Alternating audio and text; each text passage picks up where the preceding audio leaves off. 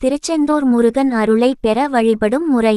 எந்த ஒரு ஆலயத்திற்கு செல்வதாக இருந்தாலும் அந்த ஆலயத்தில் இருக்கக்கூடிய தெய்வத்தின் அருள் பரிபூரணமாக கிடைத்தால் தான் நம்மால் அந்த ஆலயத்திற்கு செல்ல முடியும்.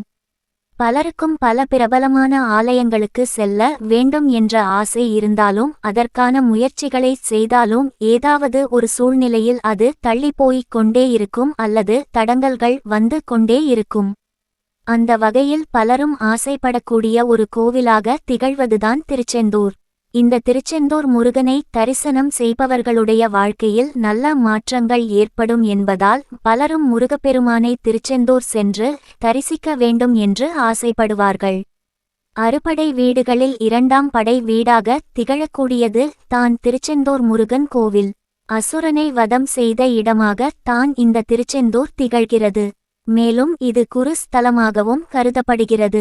முருகப்பெருமான் சிவபெருமானை வழிபட்ட தலமாக இந்த தலம் திகழ்கிறது. அதனால் தான் வேறு எந்த முருகப்பெருமானிடமும் இல்லாத ஒரு சிறப்பாக இந்த முருகனின் கையில் மலர்கள் இருக்கும். அப்படிப்பட்ட சிறப்பு வாய்ந்த இந்த முருகப்பெருமானின் ஆலயத்திற்கு செல்லும் பொழுது எந்த வழிமுறைகளை பின்பற்ற வேண்டும் என்று தெரிந்து கொள்வோம். பொதுவாக முருகப்பெருமானுக்கு உகந்த கிழமையாக செவ்வாய்க்கிழமை திகழ்கிறது. அதனால் பலரும் செவ்வாய்க்கிழமை சென்று வழிபட வேண்டும் என்று நினைப்பார்கள். அதில் எந்த தவறும் இல்லை. அதோடு மட்டுமல்லாமல் இது குரு ஸ்தலம் என்பதால் வியாழக்கிழமை முருகப்பெருமானை தரிசிப்பது என்பது மிகவும் சிறப்பு. புதன்கிழமை அன்று ஆலயத்திற்கு சென்று இரவு தங்கி வியாழக்கிழமை காலையில் முருகப்பெருமானை தரிசிக்கலாம். விசேஷகரமான நாட்களாக கருதப்படும் சஷ்டி, கிருத்திகை போன்ற நாட்களில் கூட்டங்கள் அதிகமாக இருக்கும் என்பதால் முடிந்த அளவிற்கு கூட்டம் இல்லாத நாட்களாக சென்று தரிசனம் செய்வது சிறப்பு. விடியற்காலையில் எழுந்து அங்கு இருக்கக்கூடிய நாளி கிணற்றில் நீராடி விட்டு கடலில் மூழ்கி எந்திரிக்க வேண்டும்.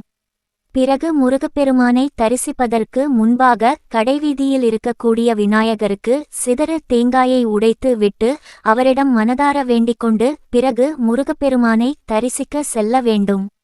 இவ்வாறு முருகப்பெருமானை தரிசிக்க செல்லும் பொழுது வெறும் கையை வீசிக்கொண்டு செல்லாமல் நம்மால் இயன்ற அளவு மலர்களை வாங்கிக் கொண்டு போய் முருகப்பெருமானுக்கு கொடுக்க வேண்டும். நம்முடைய வேண்டுதலை நாம் கூறும் பொழுது கண்களை திறந்த முருகப்பெருமானை பார்த்தவாறு கூற வேண்டுமே தவிர்த்து கண்களை மூடி கூறக்கூடாது. அப்படி அந்த நேரத்தில் முருகப்பெருமானை வேண்ட முடியவில்லை என்று நினைப்பவர்கள் முருகப்பெருமானை தரிசனம் செய்துவிட்டு வெளியே வந்து கோவிலுக்குள் ஏதாவது ஒரு இடத்தில் அமர்ந்து வேண்டுதலை கூறலாம்.